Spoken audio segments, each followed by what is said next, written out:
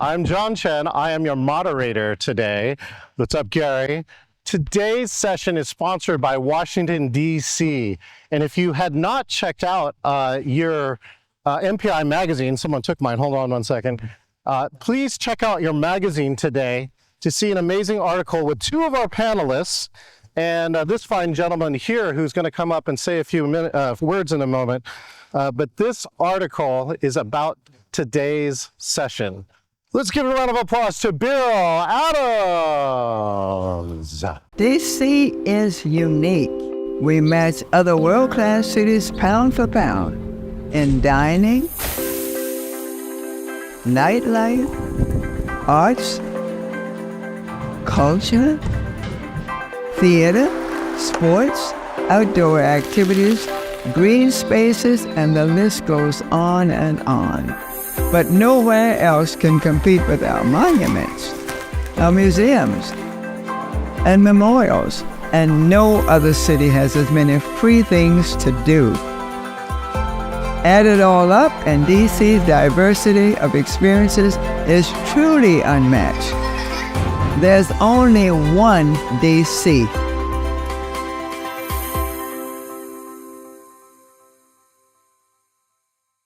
Thank you for the round of applause. I'll be packing you all up and taking you with me through life on a day-to-day basis, just applauding me as I walk through life.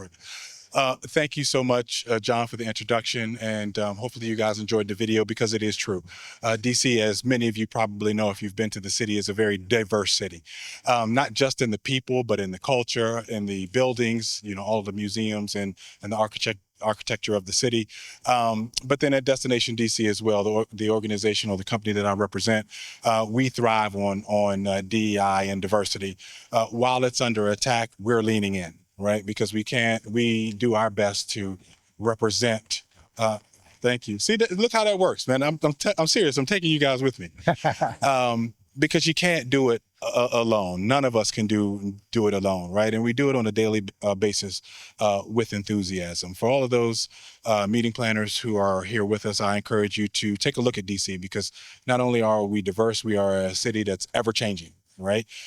We look at our city as sort of twofold. There's Washington, D.C., certainly the house of the federal government, where the federal government sits. But there's also the District of Columbia, where I live, where people live, where we raise our families, where we enjoy all of the green spaces that DC has to offer. So as planners, you certainly will avail your attendees to all that DC has to offer. So when it comes time for you to bring your event to Washington, DC, please feel free to reach out to myself or anybody on the team, and we'd certainly be happy to welcome you. Also, I'd be remiss if we didn't note that as leaders of Meeting Professionals International, we pause for a moment to respectfully acknowledge that we've gathered on lands that have long been cared for by indigenous peoples.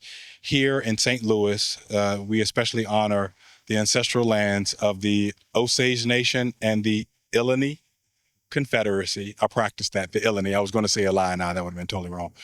Confederacy and many other Native communities who call this region home. We recognize their enduring relationship to the land and offer gratitude for their stewardship, past and present. And with that, enjoy the program, and I turn it back over to John. Get ready to engage. This gentleman is the #1 Amazon hot new release author of engaging virtual meetings. He can juggle 12 screens at a time. He ran a hybrid meeting in 8 languages. And now he's going to engage with you. Put your hands in the air for John Chen. John Chen, the engaging meeting machine. Let's go! Thank you. I like for those with the sign language too, it's something we got to practice over the last 5 years. I'm John Chen, I'll be your moderator today. And today you're in Cultural Competence 2.0. And what I love about this is that this is real talk, right? So real talk, this whole session is gonna have many of the leaders that you know who are a part of different categories that are inside of MPI. and they're going to share their real experience. We got a chance to meet before this program, and all of them have taken some time to dedicate. And let me tell you, I'm going to share some of the ground rules for today. So number one in today, right, this real talk matters because this is our industry. And what's great about this here too is that even our leader, Paul, has been able to come out and support this.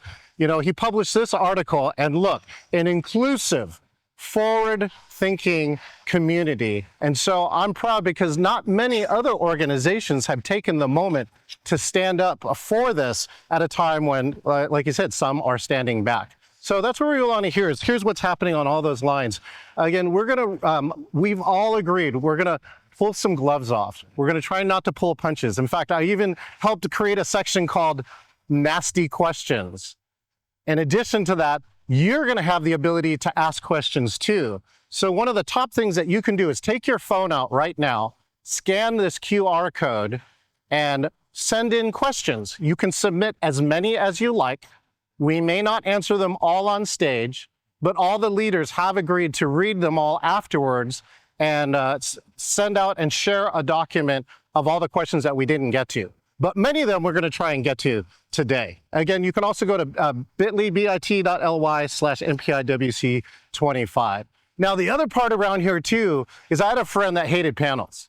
So today we're going to use something called the unpanel. So during today's program, any presenter, any panelist can speak, but they only have 60 seconds to speak before we move on to the next part. So let me give a demonstration. We're going to introduce them all, but I'm going to introduce myself. And I got 60 seconds. I'm the CEO of Engaging Virtual Meetings. I'm 57 years old. I'm a Chinese American male wearing a beautiful red Graham shirt. Let's see. So I'm a grandson of a paper son, one of the many ways my grandfather immigrated despite the Chinese Exclusion Act of 1882. I'm an 18-year MPI member. And I've served in almost every role of a VP and director except for president in the Washington State chapter. I'm a moderator for the Asian American Pacific Islander community here in our MPI group. I'm an 8 years co-chair of the Asian American Native Hawaiian Pacific Islander Heritage Celebration in Seattle. I'm the founder of API Event Pros. The fact that you have a ribbon that says Asian Pacific Islander was one of my projects, and I'm a two-time Wiley author and the 28th year of owning my business. Thank you so much. Okay, now let's find out who our panelists are. We have some amazing panelists coming up. She's a 28-year member of the Alpha Kappa Alpha sorority, the first sorority established by African-American college women. She's the owner of her new company called Day of Event Pros LLC. She's part of the first North American cohort of professionals to achieve the master's degree in meetings and event management, and she's representing the Black meeting professionals community. Please put your hands together for Sandra Soror. What's up, Sandra? Hello, everyone. Okay, I Ready? am going to take 20 seconds. Yes. The only thing that I will add to that is I'm the proud mother of a very feisty, intelligent, awesome little girl, 8-year-old Sophie, who's hanging out in Sweden right now. And the other thing is I'm an immigrant, and I feel like it's really important to say that.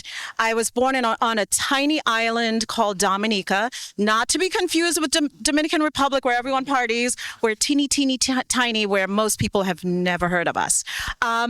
I'm really happy to be here. And diversity, inclusion, allyship is super, super important to me. And that's why I chair the Black Meeting Professional Community for MPI.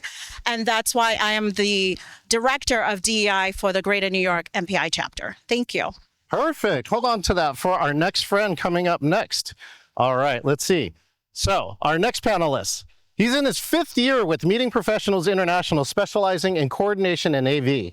He's an internationally ranked slam poet and frontman to the anthem rock band Blacklisted. He's representing small business owners, male minorities, and the neurospicy community, right? Let's welcome Marcus Davison!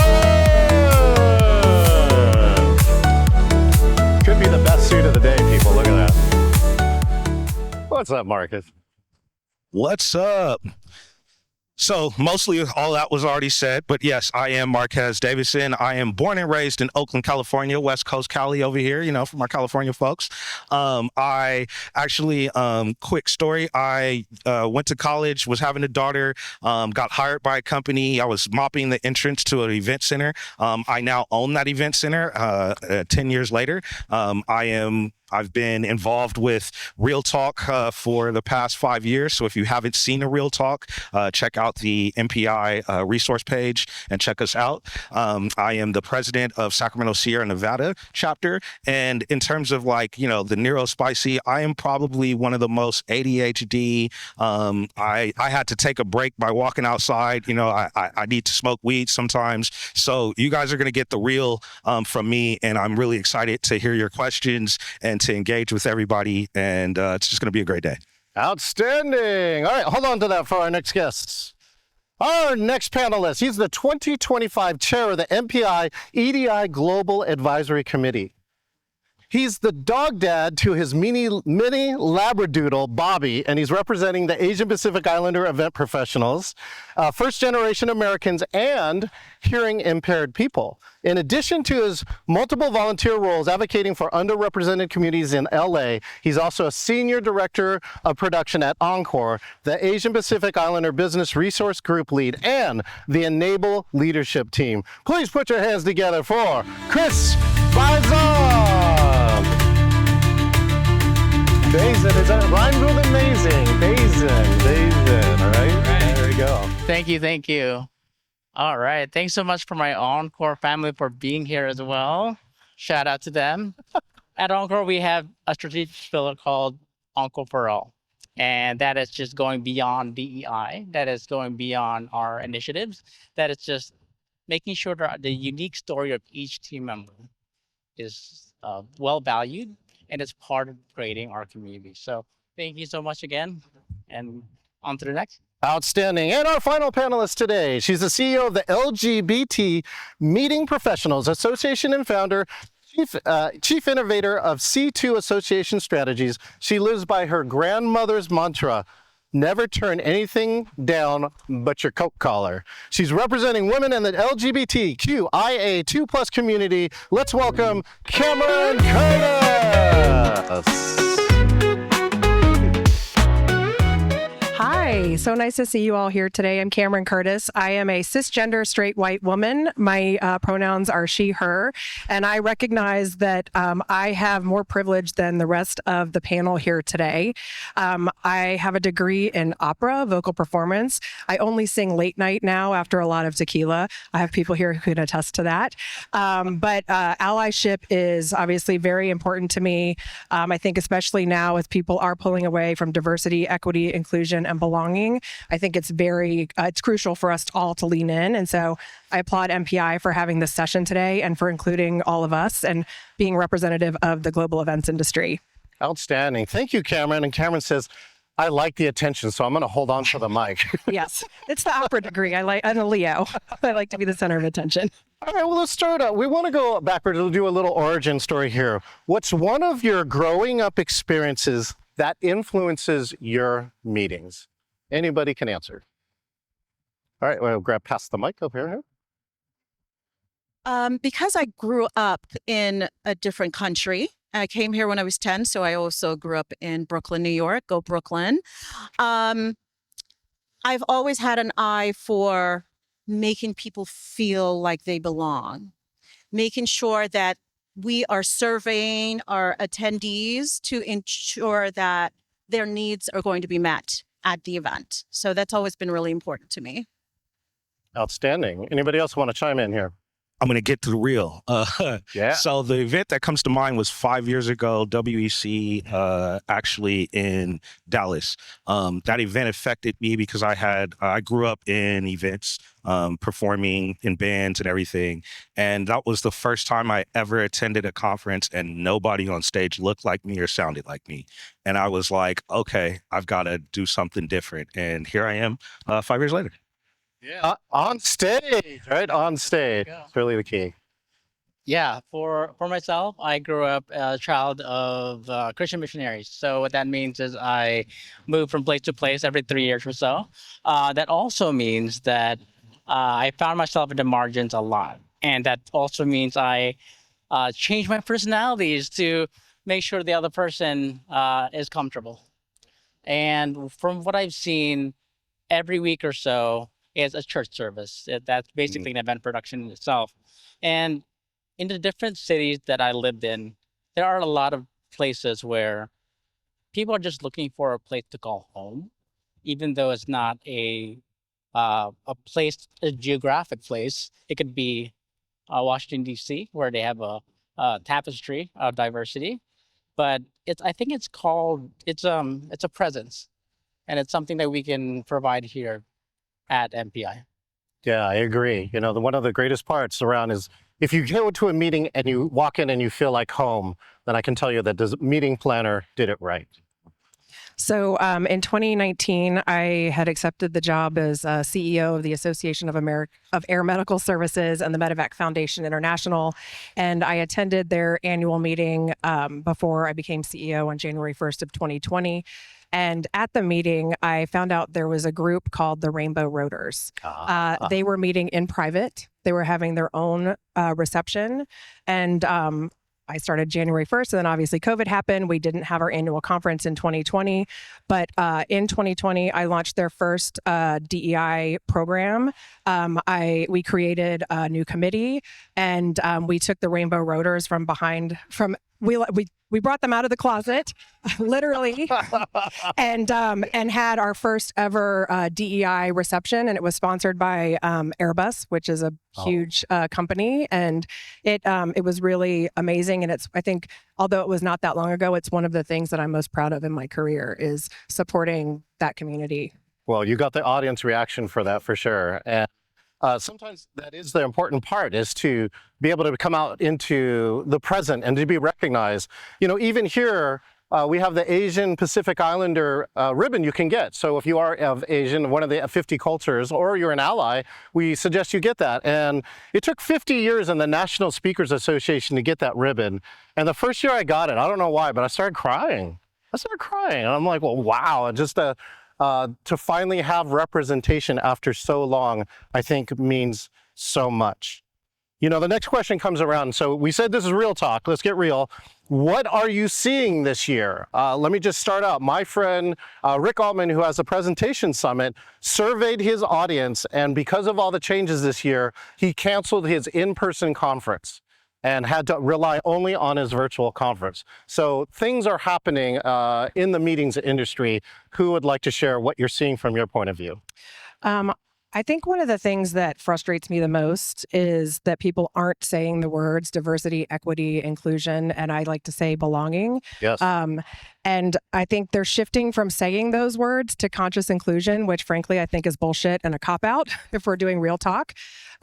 Diversity means lots of things, right? It's not just what we look like, who we are, our ethnicity, our background, the experience we bring. It is diversity of thought, diversity of opinion. And without that, our meetings are boring. Without that, we don't have that ripple effect. We don't make an impact in the industries that we serve, whether it's county engineers, LGBT meeting professionals, neurodevelopmental treatment therapists, right? So Tax preparers, right? Auditors, we all hate them. But really, I think we need to say the words. I know that there are organizations that won't allow their employees to say those words, but I think it's important because if you're going to be an ally, you have to speak up and you have to stand up and you have to represent. Yeah. Anyone else like to chime in on that? Share knowledge. What I'm seeing is I'm getting so many phone calls from new planners, new people in their position that they're literally asking me what their group did last year. They're calling me saying, so my group met at your center last year. I don't know what they did, but can you help me plan the event? I'm like, what in the hell? where I get that from in Black culture, I grew up always being told, why aren't my uncles telling me this information? Why isn't somebody giving me information on what to expect? So that's what I'm really seeing in the industry is there's a lot of people that left and that were upset and, didn't like how they were treated by their company, and that's fine. But if you like somebody in your company, if you know you're going to leave, share some information with them, help them just a little bit. Because I find in my position, I don't want to teach somebody that I don't know how to do their job. And I think the more I do that, the more I'm not feeling like I'm an ally because I'm telling people what to do instead of allowing them the freedom to have innovation, to create, to turn back to them and say, maybe ask your management if you can come up with your own ideas. So that's what I've been really inundated with this month and probably even today on my emails. So that's what I'm seeing. Thanks. To the side. What I'm seeing with the many Black meeting professionals that I speak with, they're doing things like this. They're being speakers on panels. They are getting sessions at WEC, which is so amazing. I've been a member of MPI, I don't know, 17, 18 years. And I feel like now I'm seeing more representation than before. I don't know what the numbers are. I'm not speaking from a data perspective, just what I see when I go to WEC, when I come here. And I think that's amazing because for me, there were allies just a few years ago who were like, be on a panel. You're upset that there are not a lot of Black meeting professionals on boards of various MPI chapters. Join a board, and here's how I'm going to assist you in doing that. And I did that. I joined MPI Greater New York's board. I'm here on this panel and I'm loving what I'm seeing. Again, I don't know what the data is. It's something for myself to follow up with, but seeing more sessions where there are Black speakers is fabulous to me. I love it. Outstanding. Anyone else want to chime in? Otherwise, I got a follow-up question for that. Okay, cool. We'll go with that. One of the things that even myself in the work that I do with Asian Pacific Islanders is that we don't see the proper representation on stage. But the challenge is Joan Eisenstadt, that many of you know, called me out and said, the conference you're currently working on, I was the producer, the conference you're currently working on has no Asian Pacific Islander speakers. And I went through the list and I looked through it and I go, shit, she's right. And what's great about it, though, is that from that, we brought that to the top planner's attention and immediately installed a panel. But my question to all of you is, what if sometimes even ourselves were blind to our own stuff? And I'm just curious if you've had that situation or helped somebody else out of that situation. We'll take it here on this side. So the LGBTQ plus community is intersectional, right? So we represent everybody, all colors of the rainbow. And I think one of the challenges is that you want to have panels that are diverse, but you also want to avoid tokenism, right? You don't want to say, I'm going to put you on the panel because I need an Asian Pacific Islander. So I think it's having the conversation, getting people to engage, asking them if they're willing to speak, if they're interested in being on panels, right? Do it that way. Don't go out and point to somebody and say, I need to fill this spot on this panel. Can you do it? Find another way to engage people to get them to speak on your panels, but also pay attention to the content. Like, great for MPI for doing this real talk session where we can talk about allyship and diversity, right? They're doing a lot of sessions like that here. When you're talking about diversity, you can't have a panel of all white people, right? And you can't have a panel of all straight people. Like, you really want to represent the community that we all live in. Outstanding. Anyone else? Yeah, I want to tie into that last question where I'm seeing a trend in intentionality.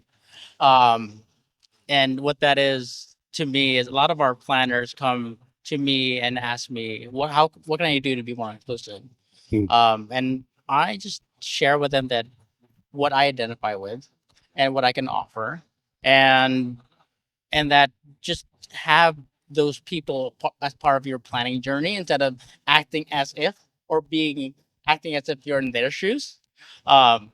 and authenticity. I'm seeing a lot of leaders act with authenticity, not masking anymore. Oh, this is my corporate mask. This is my corporate face.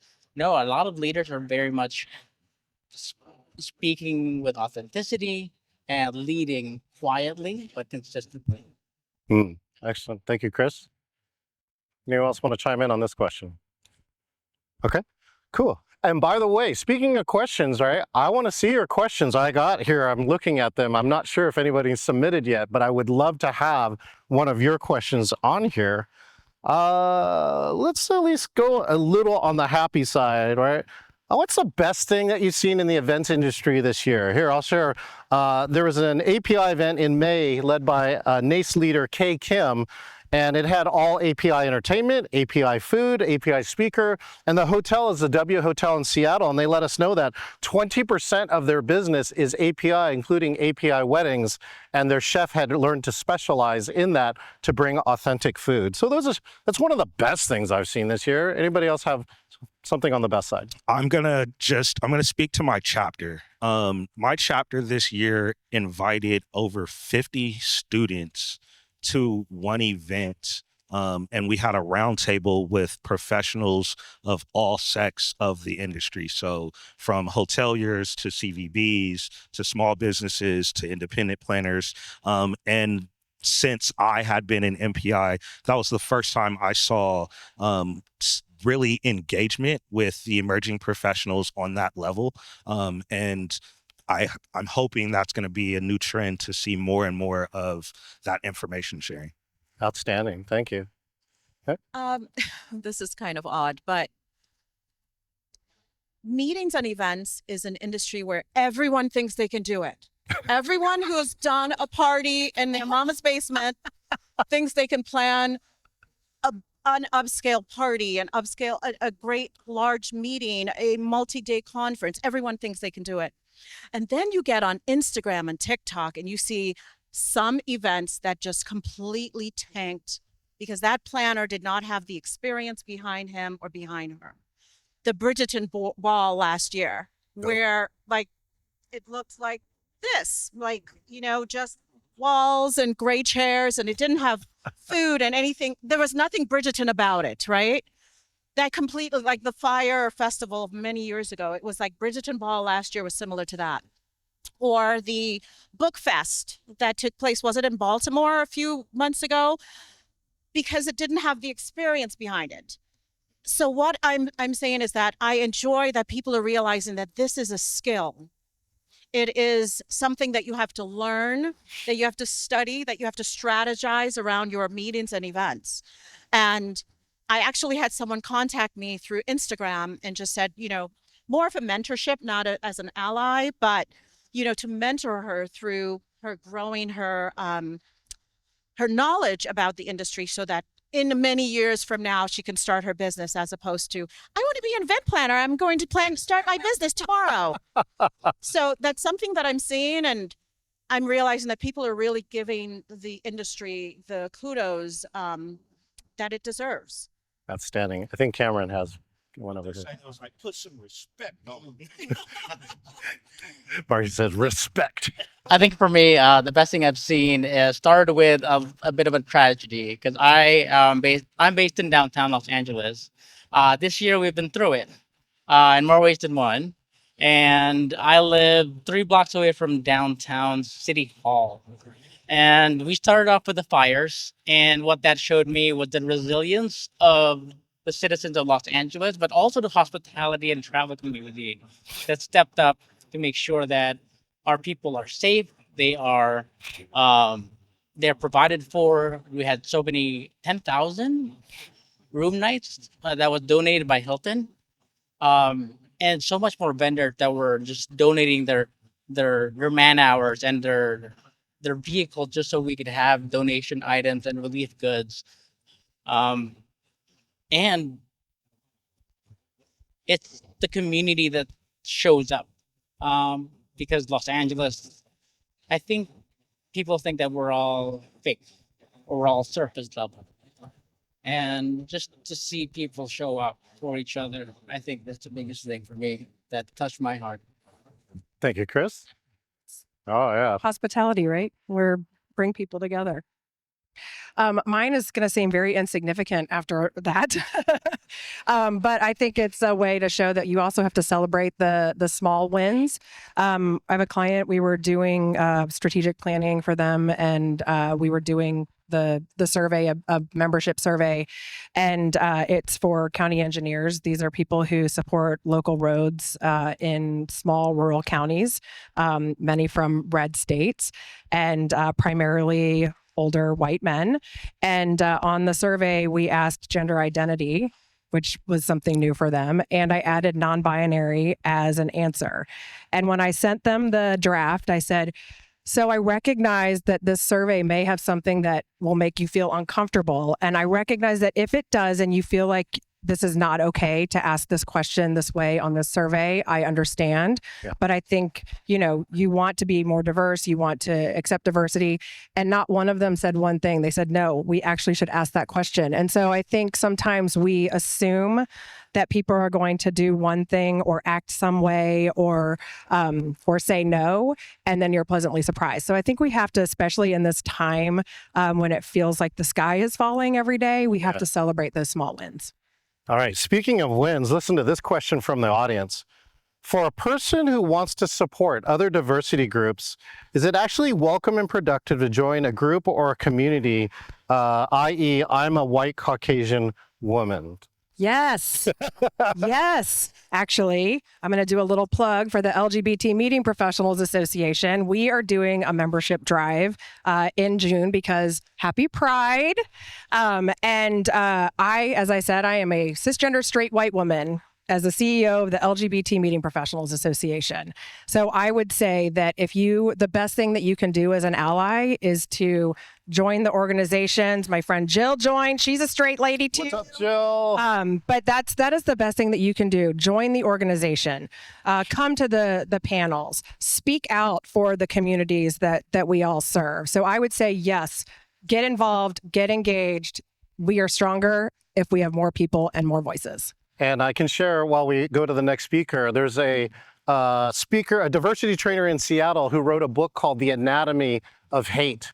And he was able to document 10 cases of people who were in hate groups who rescinded those hate groups. And he goes, the number one factor that they all have in common is that they made a friend in the group they used to hate. It is impossible to hate and have a friend in the same group. So that's where you can do your part. Anybody else want to chime in on this? I want to tell you a quick story because that's actually so I come from a group we're called the Ethnic Theater Workshop.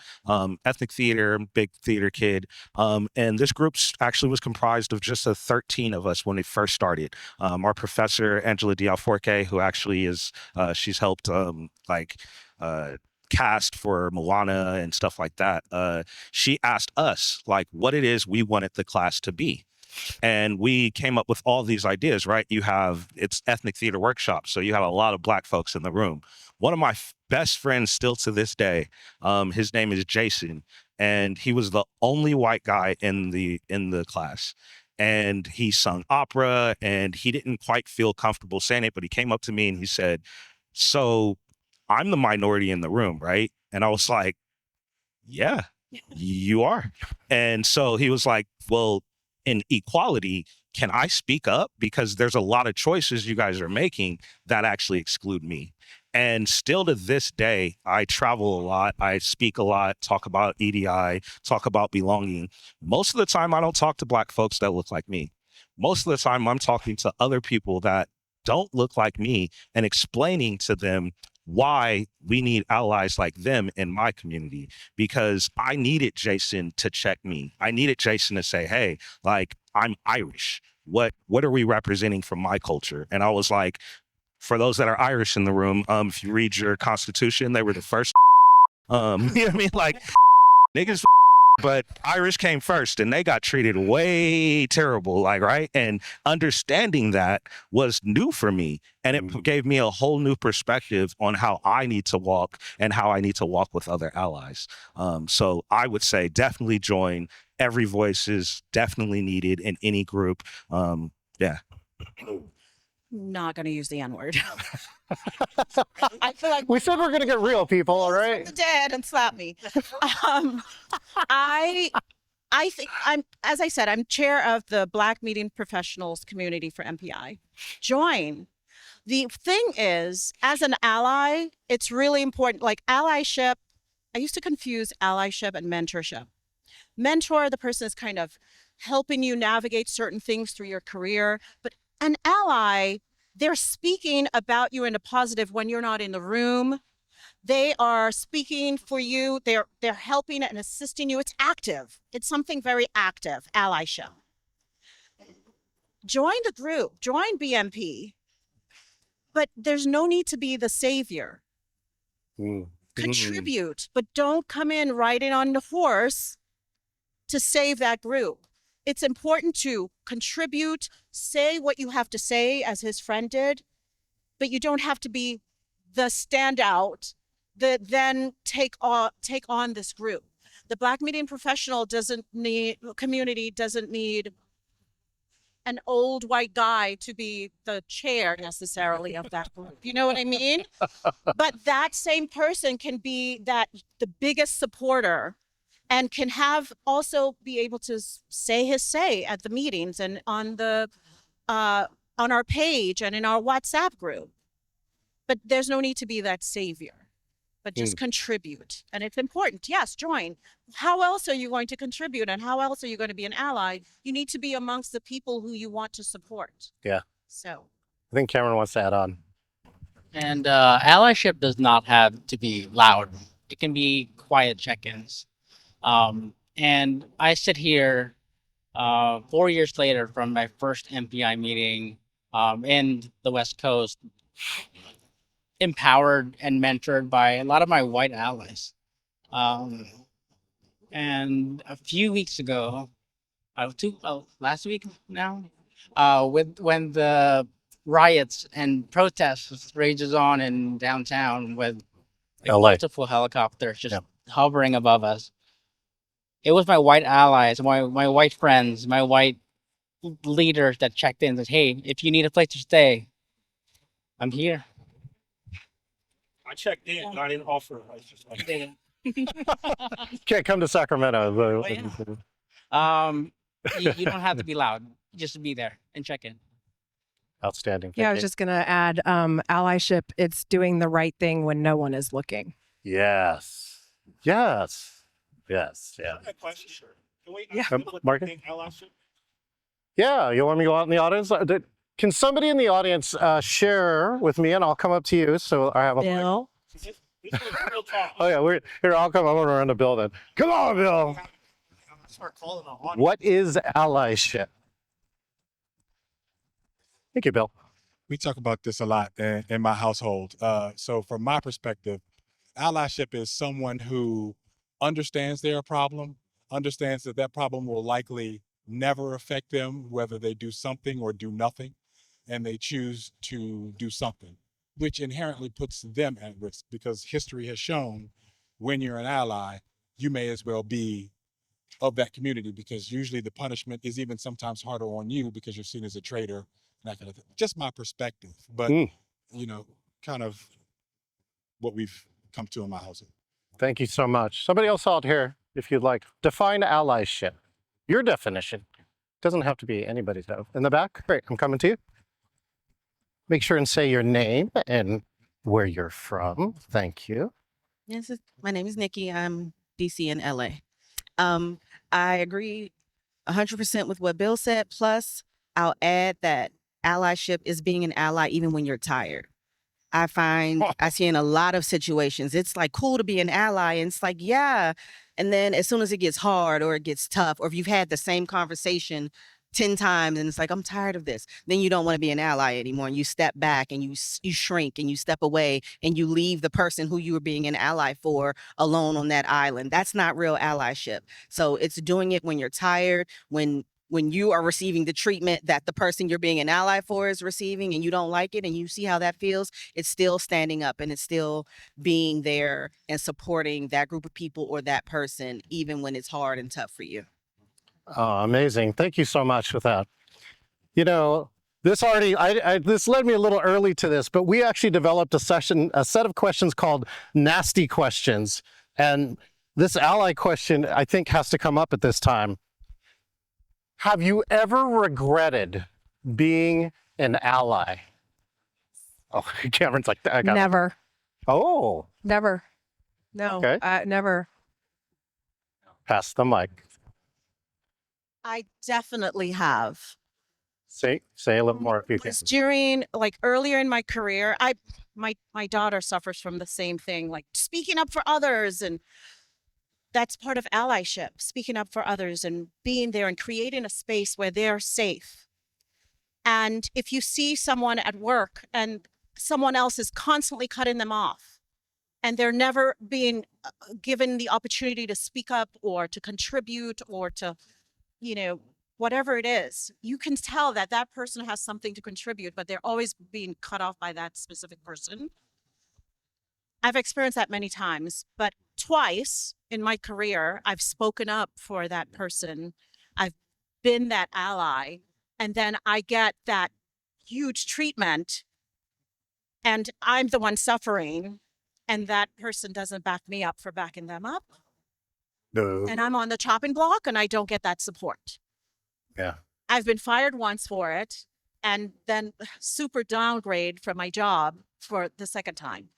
So it's at that point where now I have to survey big time before I say something, before I help that person, before I become their ally. Because I want to make sure that person, if I'm on the chopping block, will support me. And that's not necessarily the best way to be someone's ally, but it's something I'm working through. Thank you for that. I have one. Mine comes from the poetry community. So being a slam poet, you become kind of a defunct mentor. And there was a gentleman in my community that moved in and said, he wanted to help youth and he wanted to do poetry. And we supported him. And I became his ally in the community because he was a white male that was kind of coming in from out of town, Stockton to be exact, in the Sacramento. Fast forward, why I regret it. Come later to find out this gentleman was doing shrooms with some of these kids. Whoa. He's essentially kind of created certain adverse community, right? Like we were one community and he's created his own little like defunct diet. This is what we do. And now as I look in my own community, I see him and other people, and he actually became the laureate poet of Sacramento. And I'm not one to also go behind somebody's back and talk down about them because that was his past. Yeah. So I can't, speak for what he's doing currently, but I did regret and really thinking to myself, man, I got to be better at who I choose to be an ally for and maybe get to know them a little better. Because on the surface, he just seemed like a white kid that wanted to get into the community. And I was like, hey, that should be me being an ally to usher him in. But now thinking about it again, maybe I should have checked references. Maybe I should have, did a little bit more deeper digging into what his intentions were. So. Yeah, thank you. Chris, do you have anything to add? Yeah, one story that was learning moment for me was that I regretted was when I was early on in my career, I attempted to stand up for somebody. Okay. Because just to back up a few ways, I'm the youngest of my siblings, and because of that, I'm used to wanting to be heard, fighting, striving for that. So when I see people not have wonderful creative ideas, but they're not being heard, I tend to want to fix that. And I learned that everybody's lived experience is different. I learned that maybe they're introverted, maybe they have social anxiety. And while I had good intentions, I had to check my own privilege. Because even though I'm hard of hearing, neurodivergent, all of that stuff, I'm still privileged in a way. Like being a man is like a huge privilege that I take for granted, and I have to check myself a lot. But yeah, that's the one thing that came to mind when it came to. I forget. Anybody in the audience have an answer to that question? Oh my gosh, we got one in the back. We're gonna come get this. So again, you regret being an ally. Thank you. Come into the back. And again, tell us your name and where you're from. Thank you. Are you going to ask more questions from the audience? Because I have a follow-up question to that. I have time maybe for a little bit, but also just so all of you know, there is a all communities meetup right after this. So if we do not get to any question, all these tables in this area, we are going to sit around for another hour where you can have smaller table discussions. And the questions in here by now are getting very juicy, by the way. Go ahead. Yes, this is Najana White. I am the Vice President at Miles Partnership. So my question, which is also a response and a follow-up question, is that have you ever regretted someone advocating or being an ally for you? Oh. And so my first answer to the question that you asked is I feel like I regret being an ally. I'm very like pro everyone. And I think sometimes it backfires because one is that it becomes normalized and sometimes people expect you to advocate on their behalf, even though they cannot advocate for themselves. And then when that happens, it kind of backfires on you. So people look to you like you're stepping in someone else's sauce, business, what have you. So I have regretted in there. But I want to hear from you all. Have you ever regretted someone saying, hey, stepping up? You know, we hear a lot about white savior complex, but have you ever regretted someone stepping in for you and being an ally in a certain moment? Thank you. I'll give you a few seconds to think about that. Wow, someone's stepping up for me. I mean, the hard part is that it's rare enough. I'm still thankful for all the times. Unless somebody stuck up at a time when I didn't want it. But look, Cameron, do you have an answer? I was just thinking, I don't know that I have an example of that. I feel like I've always had to stick up for myself. Right. Right. I think, and I obviously I'm not quiet or shy, and I haven't been like that my entire life. And so I think I've always been my own ally. Colin. I'm going to answer it slightly different. I can't say regret, but I have felt some kind of way which pushed me to do something different, right? So as a Black male and being in this industry, it was all white women in my chapter, right? So they actually advocated for me to do certain things. And I came across real abrasive. Like I came across real pro-Black, real, y'all need to do this, y'all not paying attention. And I was like, and I thought back for a second, I was like, ooh, they really supported me, and I came at them real hard. And I ended up checking myself and going to the next chapter year saying, okay, I'm going to approach this differently. You all stepped up for me, and here's some ways I think I can step up for y'all. And so I guess there is regret, but it was positive regret is the best way I could say it.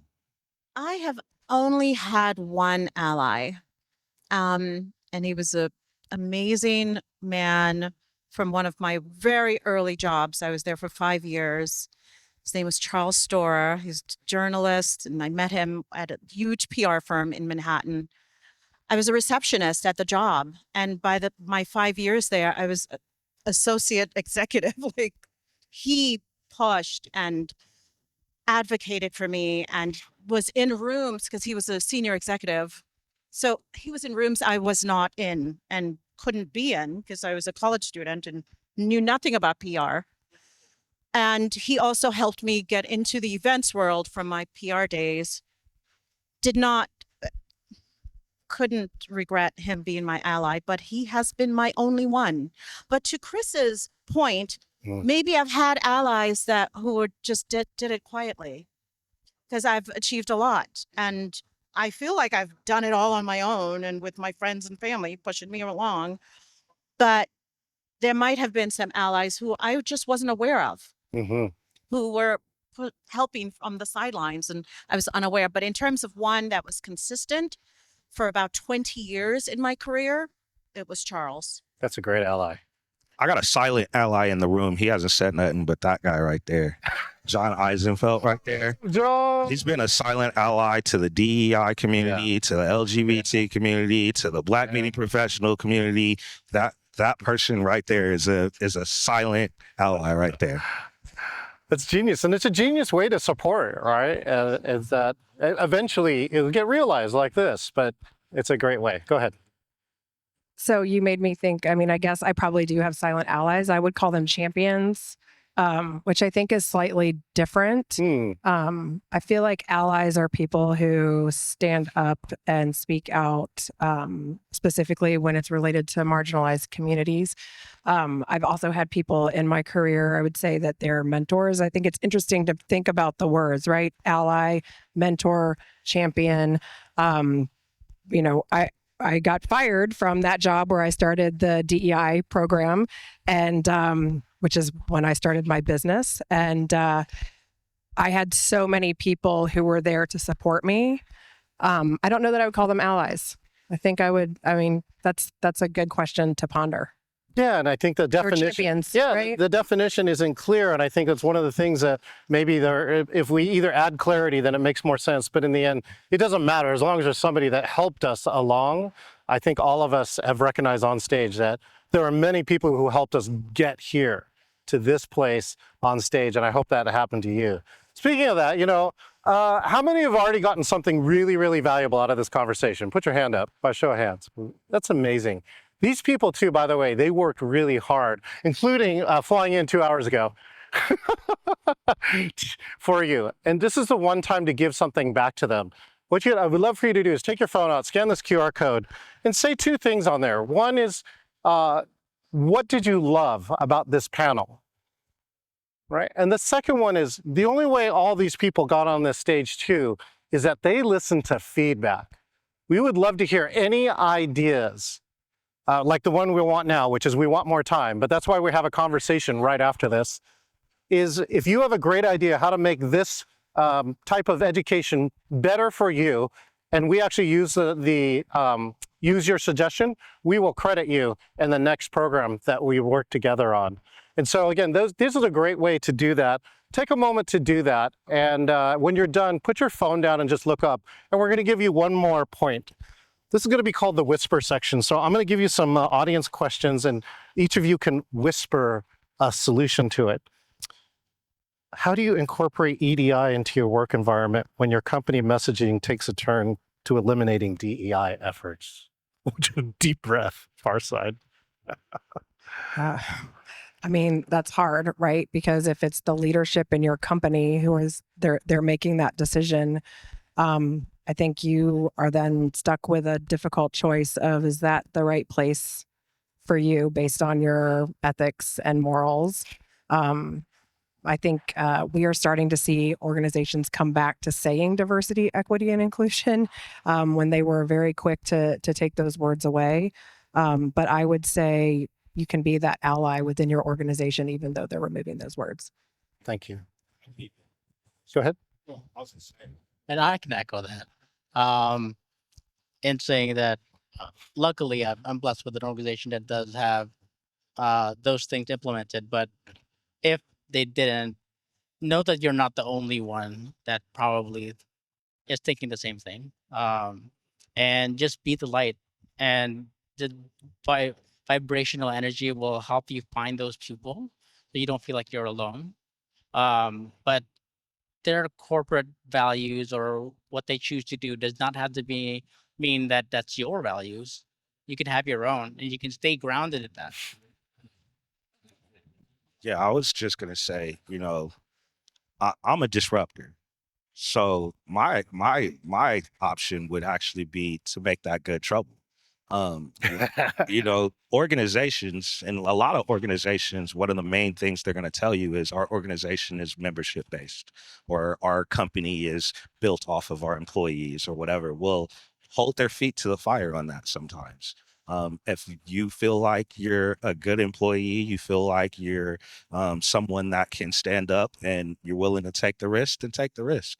And if you take the risk and it doesn't work out, other people may see you took that risk and they may want you on their team. So that's what I would take away from it. Just as coming from someone that often gets confronted with things I don't agree with in organizations, I try to just make that good trouble. Outstanding. I agree with Cameron. Sometimes if it's the leadership, it's hard to work around that. You can silently try to advocate, but sometimes it's really just leaving and going where their thought process and belief system align with yours. Outstanding. All right. Thank you for all. Looks like most of you have finished this. And here's the final piece we're going to do. We're going to do what's known as the speed round. So we're going to ask a series of questions. Each of you will get one shot at answering it, but you have to try and answer it as quickly as possible. This first question is called, really? What's the deepest hashtag real talk thing that you want to air out? Like, for real. Like, Joan Eisenstadt sent me an article that blasts the University of Florida's pick of Santa Ono. Even though DeSantis backed him, he actually did not get his position of president of the university. Okay, so the question is called, really? Answer as quickly as possible. What's the deepest real talk thing that you want to air out? Gosh, I can't say. I'm gonna stick to this one because I say it every year. WEC and conference food, the shit be gross, dry ass chicken. They keep doing it. Like, you know what I'm saying? We are event professionals, right? Like, we got caterers, we got real people, and I don't know why we keep serving this dry ass food. And I didn't even eat the lunch today, so I don't even know if it was good or not. So I can't say today, but in the past, I'm gonna air it out every time, and I tell Paul to his face, so it's not good. Wow. For me, it's have more breaks in between meetings. I can't go back to back to back to back. Oh, I need a amen. bio break or a relaxation break, or I can't just go, be all that. Amen. Say the words diversity, equity, inclusion, and belonging Yes. all the time, every day. And I do want to point out, all of you as MPI members now and in leaders will have opportunity to have access to EDI training that Chris, many others, and Jenny Ng, who is up for an MPI Rise Award, put out. And so watch for that training. Thank you so much for that. What? Well, go ahead. Oh, she's got it now. She's got it. Here it comes. No, I love goats and I love animals, but the goat yoga at events, I'm not for. I'm so sorry. And the puppies in the relief area, the puppies should be home with their moms and dads. I can't do it. I can't do the animals at the event. Oh, you can keep the mic here. Maybe this is an easy one. All right. What's a little thing that brings Puppies, some of them don't have mom and dads. And so they bring them here so that they can potentially get adopted by moms and dads. You can fly home with them on the plane. Okay, here we go. What's a little thing that brings you joy? Can I say alcohol? Sure. That brings a lot of us. No, Team alcohol right there. friends with cocktails. Oh, okay, good. A water fountain, like I've been walking all over it. I'm so parched. So yeah, water fountain. He had to create his own river here, by the way. I appreciate friends that tell me where the nearest dispensary is when I go to their city. I appreciate that. And homeless folks that know where the cheapest alcohol is. Like, those are my two. Yeah, unhoused where the cheap alcohol is, and yeah. This fan. I'm going This to fan. reception with him. This fan. I just need a pretty one, but Oh. this fan, absolutely, I need it this week. But also my Yes. friends and family. I'm the youngest of 5, and I just have a really awesome family and friend group, and I feel really blessed to have them. And my daughter, of course, is part of that. She's amazing. So hold on to that. That's a follow-up question. What do you say to your loved ones?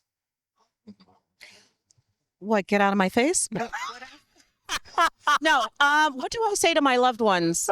I love to travel. Travel is my love language. So it's always like, I'm going here. I give everyone all the details of where we're going. My little one has been traveling since she was 5 months, and I'm a single mom, so it's just she and I, and we're rolling. So I tell them we're going, and here's the information. What you tell your loved ones? I tell my loved ones the plot and the plan and the scheme. I do. I talk to my brothers, my sisters, my partners, whoever. I'd say, hey, I'm going and I'm trying to do this. And usually they'll say, hey, that sounds good. Or maybe you should try this too. And maybe you should wear this, things like that. But I give my hustle to my closest and truest. And, when it succeeds, they're there to celebrate with me. And if it isn't, they're there to hug me when I'm ready to cry. Oh, Yeah, I do this because 20 years ago I needed someone like me, and if I don't do it, you know, there are a few people that can't. So I needed someone like that's all. Yeah. I think that's good.